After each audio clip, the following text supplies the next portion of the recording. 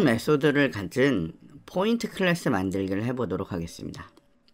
좌표를 표현하는 포인트 클래스를 객체로 생성한 후 각 객체를 플러스 혹은 마이너스라고 하는 연산자를 이용해서 연산을 수행해 보도록 하겠습니다. 주어진 조건은 다음과 같습니다. 아래에 나열된 파이썬의 특수한 메소드를 사용하게 됩니다. 우선 생성자를 표현하기 위해서 init라고 하는 함수를 이용할 거고요. 그 다음에 더하기를 위해서 언더바가 붙어있는 add라고 하는 함수를 이용할 거고요. 빼기를 위해서는 언더바 서브라고 하는 이름이 붙어있는 함수, 그리고 출력을 위해서는 언더바 str이라고 하는 함수를 생성해서 특수한 기능들을 좀 직접 사용해 보도록 하겠습니다.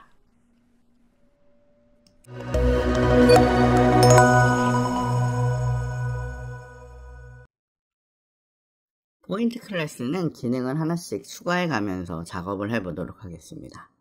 이를 위해서는 우선 6번째 카테고리에 있는 곳으로 이동을 하셔서 저희가 클래스를 위해서 사용하던 코드 블럭들을 일단 가지고 오겠습니다.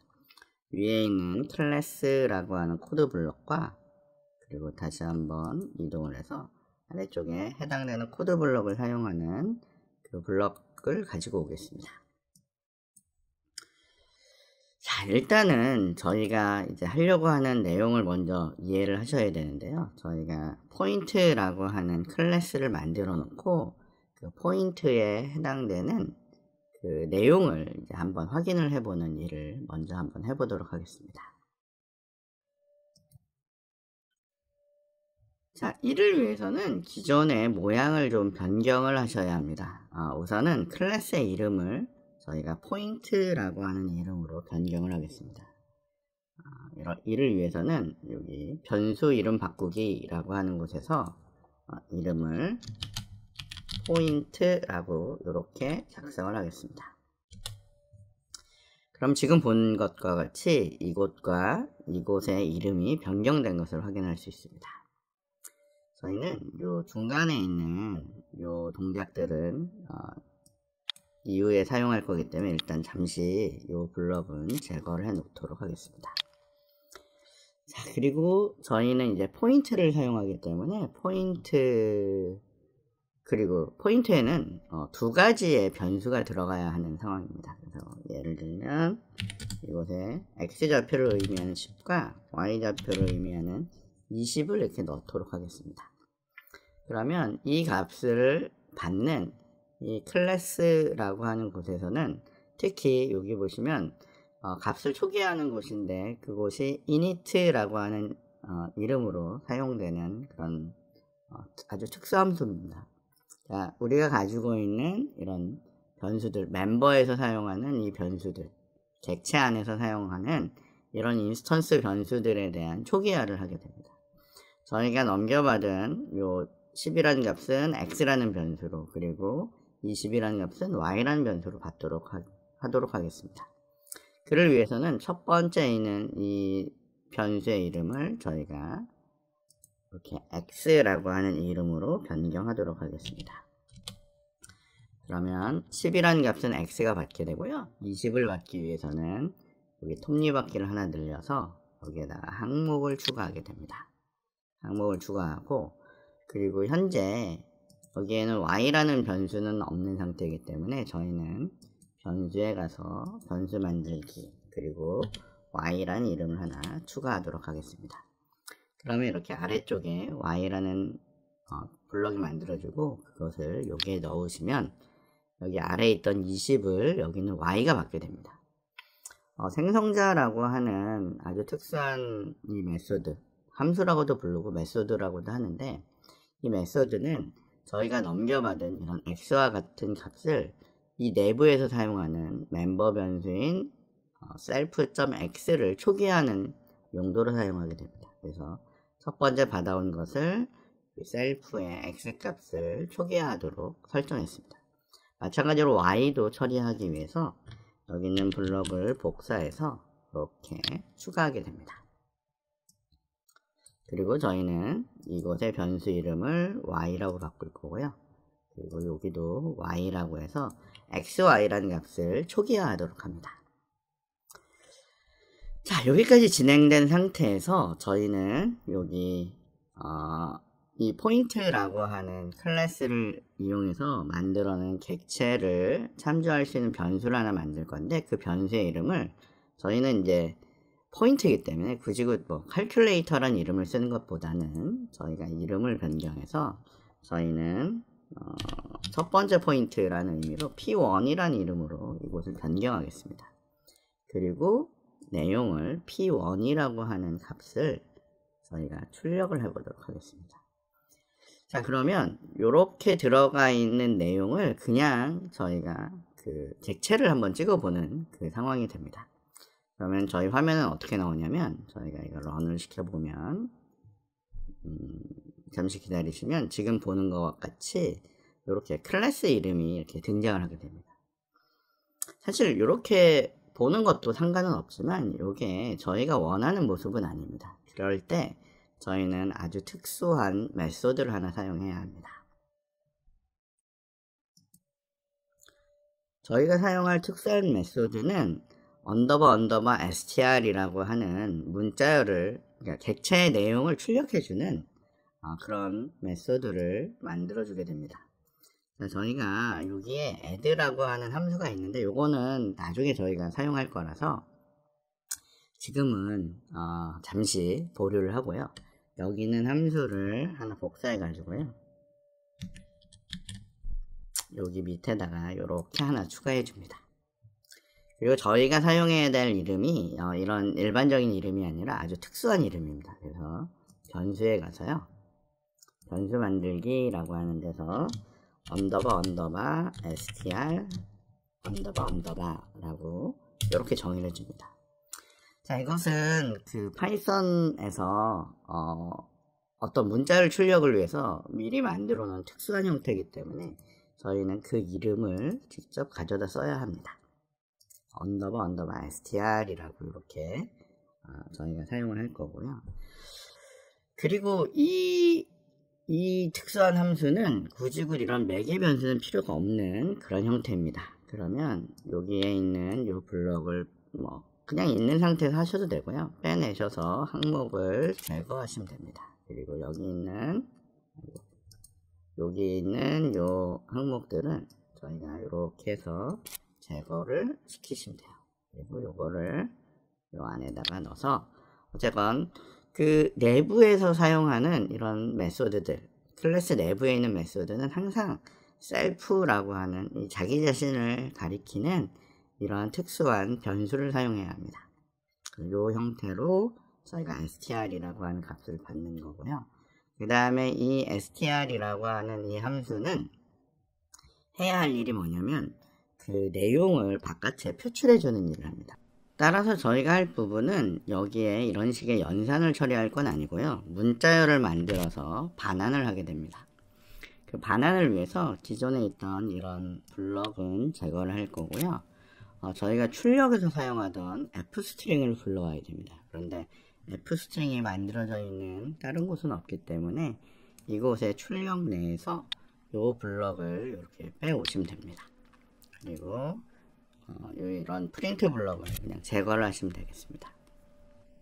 자, 이곳에 만약에 이제 여러분들이 포인트라고 하는 글자를 적게 되면 요게 이제 자동으로 호출이 돼서 요런 글자를 반환하게 됩니다. 그래서 지금 그 상황을 한번 수행해 보겠습니다.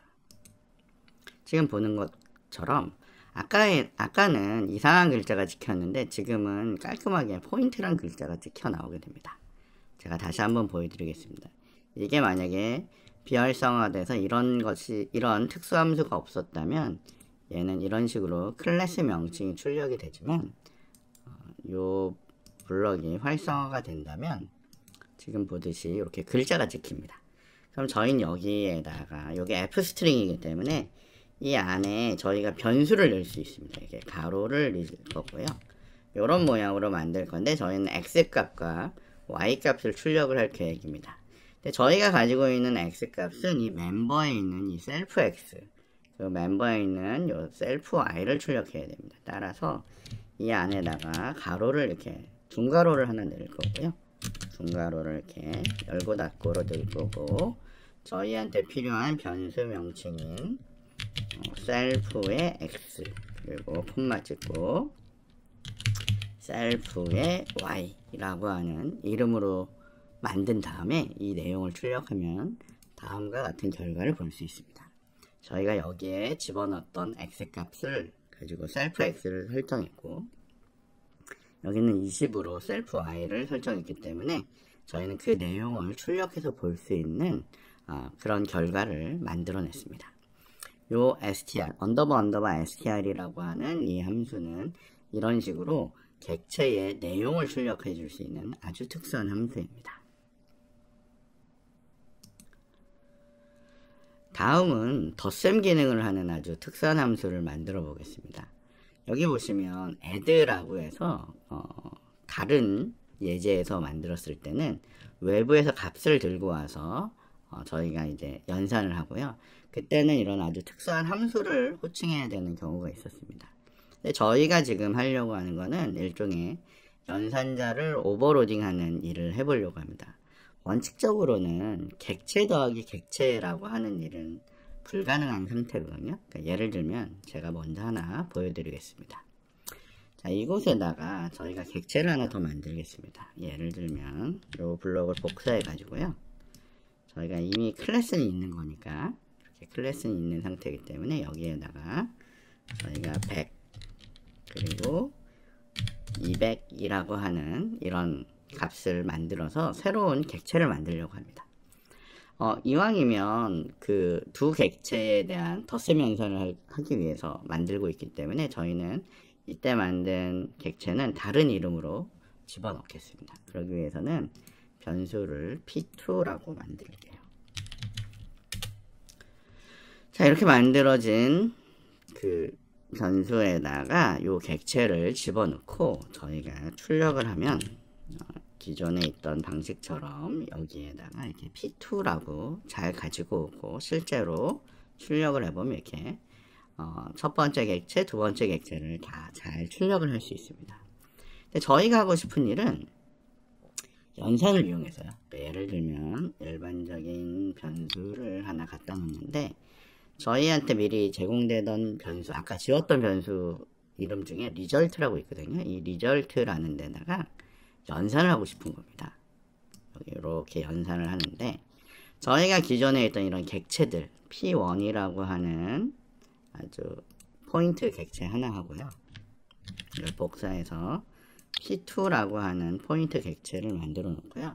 이 두 개의 연산을 하려고 합니다. 근데 이 두 개의 연산을 하면 다음과 같은 결과가 나옵니다. 여기 보시면 요런 객체들 사이에, 저희가 기본 타입들 사이에선 덧셈 연산이 되지만 객체하고 객체들 사이에는 덧셈이란 연산이 이제 지원이 되지 않는 그 상황이 벌어지는 겁니다.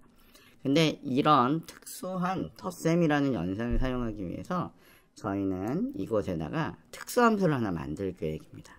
저희가 만들 특수함수는 이름이 일반적인 이런 add가 아니라요, 아주 특수한 이름을 갖고 있어요. 근데 저희는 이 add는 사용하지 않을 거기 때문에 이름을 바꾸겠습니다. 좀 내려오셔서 변수 이름 바꾸기라고 해서, 이제 저희가 사용할 아주 특수한 함수는 언더버 다음에 add라는 이름을 갖고요. 다시 언더버라는 이름으로 만들어진 함수입니다. 자, 그러면 이렇게 함수를 만들 거고요. 그리고 저희는 어쨌건 덧셈을 하기 위해서는 지금 여기 보시면 이렇게 인자가 하나, 인자가 두 개가 들어와야 됩니다. 그래서 여기가 x값만 받는 게 아니라 다른 값을 받을 수 있도록 해야 되는데, 기본적으로 지금 잘 보시면 여기 자체 내에 어떤 x, y를 갖고 있는 이런 포인트란 객체가 하나가 있는 상태입니다. 근데 여기 보시면 포인트 객체가 하나가 있는데 다른 포인트 객체를 하나 더 받는 거죠. 그래서 저희는 그냥 단순히 지금 이런 덧셈 연산하듯이 x, y를 이용하는 건 아니고요. 여기 있는 이 객체를 받으셔야 됩니다. 그래서 사실은 두 개를 할 건 아니고요. 여기는 저희가 다른 이름으로 좀 바꾸셔야 됩니다. 그래서 기존에 있는 요 x를 직접 이름을 바꾸면 다 같이 변경이 되기 때문에 저희는 여기에다 새로운 변수를 하나 더 추가합니다. 저희가 추가할 변수의 이름은 다른 객체이기 때문에 other라고 이렇게 명칭을 주겠습니다. 그러고 나면 여기에 있는 변수의 이름을 저희가 other라고 이렇게 바꿀 수가 있습니다. 다시 한번 설명드리면 현재 여기에 나를 의미하는 그 포인트 객체가 이렇게 있습니다. 그러니까 셀프라고 하는 요 셀프라고 해서 내 자신을 의미하는 그런 객체들이 있고요. 그 다음에 여기에 외부에서 다시 이런 식으로 두 번째 객체를 받아와야 되는 경우가 있습니다. 그래서 저희는 요 넘어온 요 other라고 하는 요 변수는 결국에 포인트 타입으로 된 변수라고 생각하시면 돼요. 자, 그래서 저희가 이제 할 일은 여기에 굉장히 특수한 경우인데요. 잘 보시면서 따라 하시면 될 것 같습니다. 여기에 있는 이 연산은 제거를 할 거고요. 리턴만 필요합니다. 왜냐면 저희가 연산한 결과를 반납해 줘야 되거든요. 이 부분은 저희가 제거를 하도록 하겠습니다. 이게 다른 언어를 배우신 분들은 보신 적이 있을 수도 있는데 보통 연산자 중복을 할 때 이런 방식으로 사용을 하게 됩니다. 잘 보시고 천천히 보시면서 잘 생각해 보시면 될 것 같습니다. 자, 저희가 덧셈을 한다는 것, 지금 여기 보시면 요 첫 번째 객체랑 두 번째 객체가 더한다는 건 여기 있는 x값하고 여기 있는 x값을 더하고요, 여기 있는 y값과 여기 있는 y값을 더하는 일입니다. 그런 아주 특수한 애를 만드는 거예요. 그래서 지금 여기에 있는 셀프라고 하는 애는 현재 있는 요 값을 얘기하는 거고요. 여기 있는 other라고 하는 애는 외부에서 넘어온 포인트 객체를 의미하는 겁니다. 따라서 저희가 하려고 하는 동작은 셀프의 x에다가 더하기 하실 거고요. 저기서 넘어온 other에 있어서 x값을 더해서 x값 하나를 만드는 거고요. 두 번째는 셀프의 y에다가 그리고 셀프가 아니라 other의 y값을 더해서 y값을 만들어야 됩니다. 근데 더 중요한 거는 이런 식으로 계산된 포인트라는 애를 반환해야 되는 상황인 거죠. 이렇게 값을 갖고 있는 포인트라는 애를 반환하셔야 됩니다. 따라서 저희는 여기 클래스에 보시면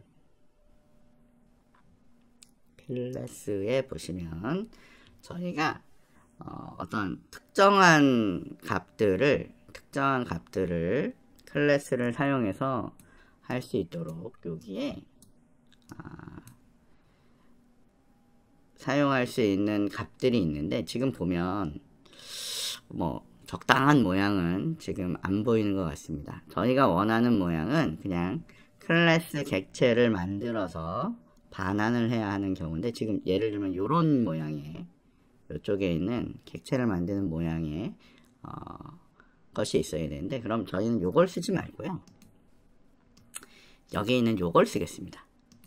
요걸 가지고 쓰는 게 더 이해가 좋을 것 같습니다. 그래서 요 포인트를 반환을 해줘야 되는데, 여기처럼 10, 20을 직접 넣는 게 아니라요, 여기에 저희가 만든 요 x하고 여기 있는 x를 더한 그런 값으로 된 객체 하나하고 그 다음에 y하고 y를 더한 그 객체를 여기에다가 이렇게 넣는 것입니다. 그러니까 아까 10 대신 요게 들어가는 거고요, 20 대신 요게 들어가서 그런 포인트를 반환을 하면 계산된 결과를 넘겨받을 수가 있습니다. 자, 그래서 여기에 있는 애를 넘겨받아서 결과를 출력해보면, 저희 이제 여기에 결과를 result라고 출력을 하면 되겠죠.